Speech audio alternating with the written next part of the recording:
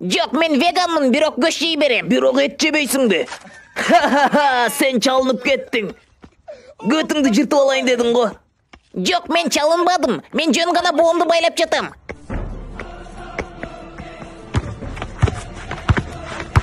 Мен чалынбадым, мен жөн гана баскетбол ойнап жатам.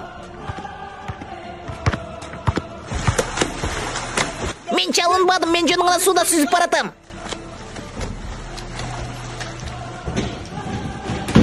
Мен чалынбадым, мен жөн гана массаж алып жатам.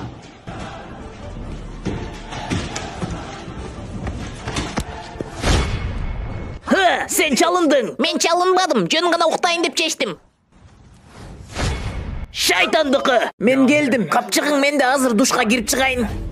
Жастас, менин жолугушум бар, мен кетишим керек. Мына түшүп баратам, азыр мышыкка тамак берип коюп чыгам. Доске, болбойсуңбу, мен кетишим керек. Капчыгың менде, мен апама үйдү жыйнаштырам деп сөз берип койдум эле, азыр күтүп тур. Койчу эми. Йо, капчыгың менде, азыр бассейндеги жалбырактарды алып коеюн, күтүп тур. Сенин капчыгың менде, азыр машыгууну күтөм, күтө тур. Йо, сенин капчыгың менде, азыр диваным күйүп кетти, бир нече мүнөт күтө тур. Мэтью, мына сенин капчыгың.